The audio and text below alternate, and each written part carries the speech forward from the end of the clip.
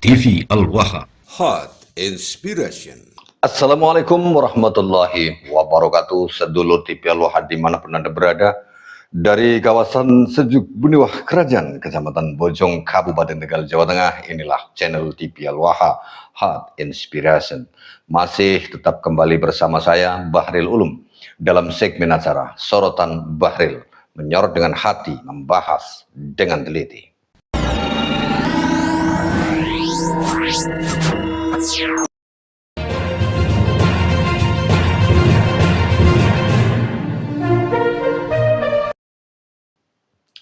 Sedulur TV Al-Waha, beberapa waktu yang lalu saya sempat memposting sebuah video kedatangan Buya Yahya, Pondok Pesantren Al-Bahjah Cirebon, yang berkunjung kepada Gus Abbas.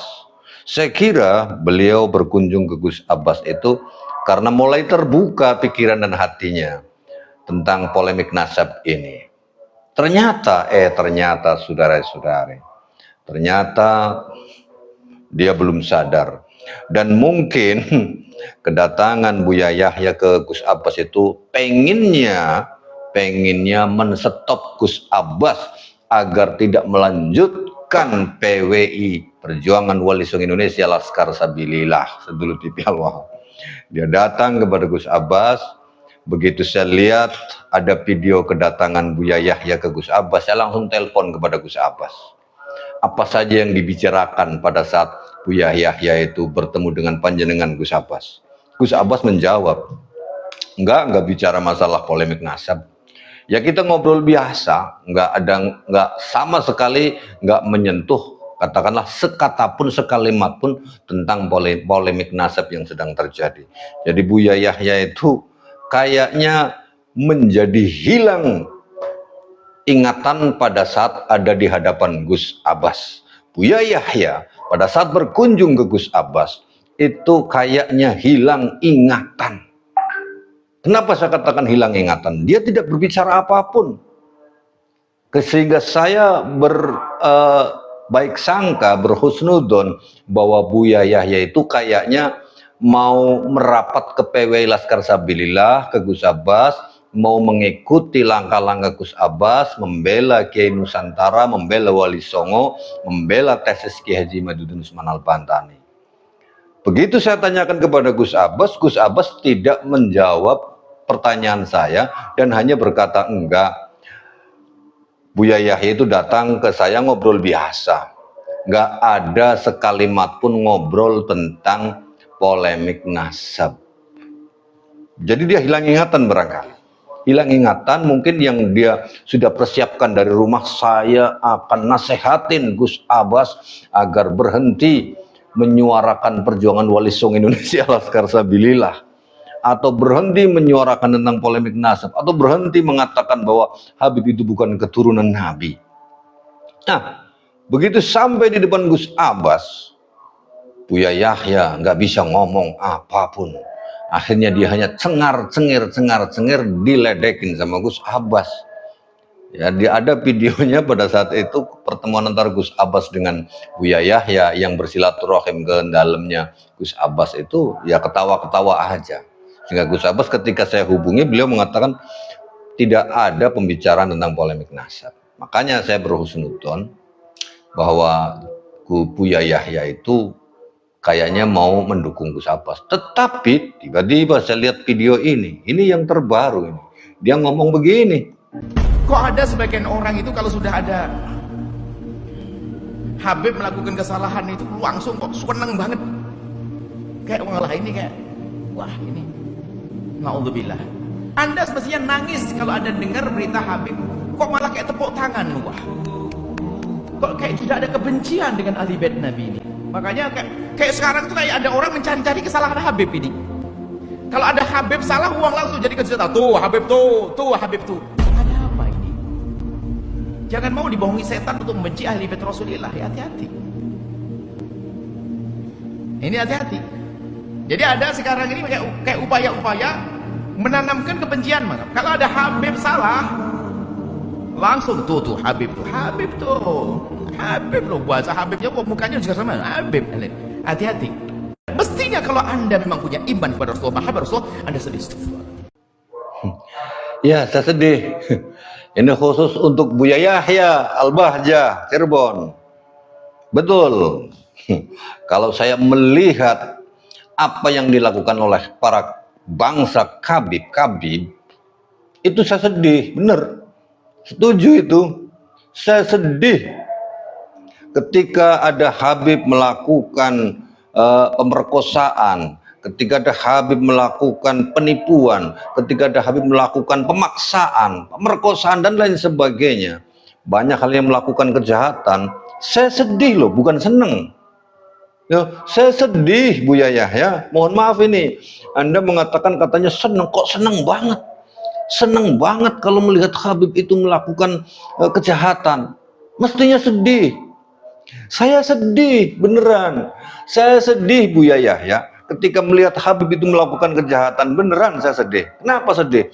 Karena yang menjadi korban adalah warga pribumi Nusantara. Orang-orang yang dianggap derajatnya lebih rendah daripada klan mereka. Itu yang membuat saya sedih. Ya. Kemudian kita informasikan, bukan berarti mengobrol aib orang lain, tapi untuk menyampaikan bahwa mereka, kelompok mereka adalah orang-orang yang memang berusaha untuk melakukan kejahatan semacam itu. Saya nggak bilang oknum ya, kalau oknum kan hanya 1-2, tapi kok ini banyak. Bagaimana mau disebut oknum? Kalau banyak, masa-masa oknum banyak sekali oknumnya. Kan mendingan disebut kelompok mereka, karena banyak yang melakukannya. Saya banyak sekali memiliki data, fakta di lapangan yang dimana Habib itu banyak melakukan pemaksaan, dawir dan sebagainya. Wah, ya nggak cukup 1 jam untuk diceritakan sedulur. Jadi Buya Yahya, kalau panjenengan mengatakan bahwa mestinya sedih, saya sedih karena yang menjadi korban itu warga pribumi Nusantara. Seperti panjenengan kan warga pribumi Nusantara juga menjadi korban atas doktrin nasab Habib palsu. Ya saya sedih Anda sebagai warga pribumi Nusantara masih mengunggul-unggulkan Habib itu sebagai keturunan Nabi Muhammad. Ya, saya sedih loh melihat panjenengan Buya Yahya. Bukan senang, saya sedih karena jenengan masih membela-bela orang-orang yang mengaku sebagai keturunan Nabi ternyata tidak terbukti. Kita cinta Rasulullah SAW. PWI Laskar Sabilillah, Perjuangan Wali Songo Indonesia Laskar Sabilillah, adalah organisasi yang bergerak karena cinta kepada Nabi Muhammad. Bukan benci kepada Nabi Muhammad, tetapi karena cinta kepada Nabi Muhammad SAW. Karena cinta terhadap Nabi Muhammad dan cinta terhadap negeri ini, terhadap bumi Nusantara ini, maka kami bergerak. Adapun ketika kami termasuk di channel-channel TV Al-Wah ini saya membongkar kejahatan-kejahatan para Habib, itu bukan karena ingin membuka aib orang lain, tapi ingin menunjukkan bahwa mereka banyak melakukan hal-hal semacam itu. Kalau tidak boleh membongkar aib orang lain, aib orang-orang yang melakukan kejahatan, mestinya Al-Quran juga tidak perlu membongkar-bongkar kejahatan para tokoh-tokoh zaman dahulu seperti Fir'aun. Kejahatannya mestinya nggak usah dimuat di dalam Al-Quran.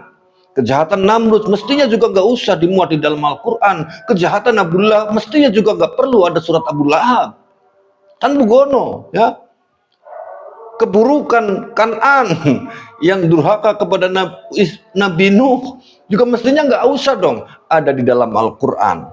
Karena itu semuanya aib, kejelekan, nggak boleh diumbar. Ya, mestinya di dalam Al-Quran itu nggak ada yang namanya itu sejarah kejahatan orang-orang terdahulu. Tapi kenapa di dalam Al-Quran itu ada, Buya Yahya? Bisa dijelaskan? Kalau panjenengan menjelaskan tentang kejahatan-kejahatan tokoh masa lalu, dari mulai Habil yang membunuh Kabil yang membunuh Habil, sampai kepada orang-orang Nasrani yang berusaha membunuh Nabi Isa alaihissalam, sehingga kemudian menyebutnya sebagai Yesus Kristus naik ke langit. Itu kejahatan-kejahatan. Sampai ada surat Al-Lahab. Kemudian panjenengan mengatakan itu untuk iktibar, untuk pelajaran kita agar tidak terjadi lagi hal-hal seperti itu di masa sekarang. Kalau Anda menjawab seperti itu, ya itulah jawaban kami. Kenapa kami membongkar-bongkar kejahatan para Habib? Kan begitu, saudara. Jangan kemudian panjenengan bilang seperti ini. Jangan peduli kepada isu apapun yang menjadikan kalian benci kepada Nabi Muhammad. Harus itu. Kalian harus cerdas sekali. Adapun modelnya bermacam-macam, nggak bisa dicontohkan. Kalau contohkan dipikir itu saja. Macam-macam. Setiap zaman ada, setiap tahun ada perubahan-perubahan. Bagaimana merusak kecintaan kita kepada Nabi Muhammad. Bagaimana cara mereka memutus kita dengan baginda Nabi Muhammad sallallahu alaihi wasallam. Ini yang harus kalian perhatikan. Pokoknya selalu ada. Musuh-musuh Allah tidak akan diam. Musuh-musuh Allah tidak akan diam agar kita jauh dari baginda Nabi Muhammad sallallahu alaihi wasallam. Intinya begini, pokoknya sudahlah. Tidak usah banyak membahas. Selagi ada isu apapun yang mengarahkan, yang menjadikan dirimu benci kepada Nabi Muhammad, hendaknya kalian tidak boleh mendengar. Sudah, cukup. Perbanyaklah baca sholawat kepada Rasulullah sallallahu alaihi wasallam. Dan selesai setelah itu. Pokoknya yang mengajari kita benci kepada Nabi Muhammad adalah musuh kita. Kita harus menuju kepada Rasulullah sallallahu alaihi wasallam. Kita ingin dapatkan syafaat baginda Nabi Muhammad sallallahu alaihi wasallam. Buya Yahya, Anda menyebut semua orang yang sedang membahas tentang polemik nasab itu sebagai musuh Anda, musuh agama. Itu sama saja Anda misalkan memiliki emas sebesar ini. Anda bawa kemana-mana kepada santri-santri Anda, kepada wali santri Anda. Anda datang, panjenengan datang kepada santrinya, saya punya emas sebesar ini. Ini emas, ini kalau saya jual, ini bisa 5 miliar. Nah, saya lagi butuh membangun pondok. Tidak, saya akan jual ini emas untuk bangun pondok. Nah, sebelum saya jual, saya pinjam dulu duit kamu 10 juta. Nanti kamu akan saya ganti 15 juta. Lah karena santri, wali santri, mereka kasih 10 juta. Kepada semua santri, kepada semua wali santri, Anda datang kepada mereka, minta 10 juta dengan janji yang sama. Akan diganti menjadi 15 juta. Tapi emas ini dibawa-bawa terus kemana-mana, nggak dijual-jual. Lah begitu panjenengan Buya Yahya datang kepada saya lihat, ini sih bukan emas Buya. Saya bilang begitu. Mohon maaf Buya, saya bilang kepada panjenengan, saya bilang begini, Buya Yahya mohon maaf. Kalau diteliti, ini bukan emas, ini kuningan. Jadi mohonlah Buya, jangan gunakan emas ini untuk meminta pinjaman kepada wali santri dengan mengatakan akan menjual emas ini. Karena emas ini bukan emas, tapi kuningan. Benda ini kalau dijual, nggak ada harganya sama sekali. Dan nanti kalau tetap panjenengan menggunakan ini dikatakan emas kepada wali santri, suatu ketika mereka tahu bahwa benda ini bukan emas, panjenengan nanti repot sendiri, bisa digeruduk oleh wali santri dari seluruh Indonesia. Setelah saya bilang kepada panjenengan semacam itu, terus panjenengan bilang, Bahri Lulum, kamu itu musuh saya. Apa begitu konsepnya? Kan enggak dong. Kalau panjenengan mengatakan kepada saya yang memberitahukan bahwa emas panjenengan itu duduk emas, terus panjenengan mengatakan saya itu musuh agama, musuh panjenengan. Aduh, pikirannya kemana itu? Saya kan lagi nasehatin ya bahwa ini bukan emas. Lah kok kenapa Anda langsung mengatakan saya musuh? Begitu pula hari ini kita sedang memberikan informasi, pencerahan bahwa Habib-Habib itu yang ada di Indonesia yang mengaku sebagai keturunan Nabi, kemudian merendahkan banyak orang, mengklaim sejarah, mengakui berbagai macam pahlawan sebagai klan mereka, bahkan mengakui kemerdekaan ini karena mereka merasa kalau mereka tidak datang ke Indonesia ini, kita bangsa Indonesia masih menyembah pohon. Kita ingin luruskan bahwa klaim-klaim itu salah. Klaim-klaim itu tidak ada data dan faktanya. Mereka mengaku sebagai pahlawan kemerdekaan, datanya nggak ada. Tak ada seorang pun Habib yang jadi pahlawan. Ada tokoh Habib yang diusulkan jadi pahlawan nasional aja nggak sampai hari ini belum ada. Belum bisa karena data faktanya nggak bisa ditetapkan sebagai pahlawan. Fakta di lapangan, fakta sejarah tidak ada yang menyebutkan bahwa merdekanya Indonesia itu karena campur tangan Habib. Kita sedang meluruskan sejarah. Loh kamu, sampean, panjenengan, Buya Yahya langsung mengatakan kami musuh. Bagaimana menurut panjenengan sedulu TV Al-Wahab? Musuh, dianggap musuh. Kan lucu. Itu namanya lucu-lucu batok Buya Yahya. Dan ternyata setelah kedatangan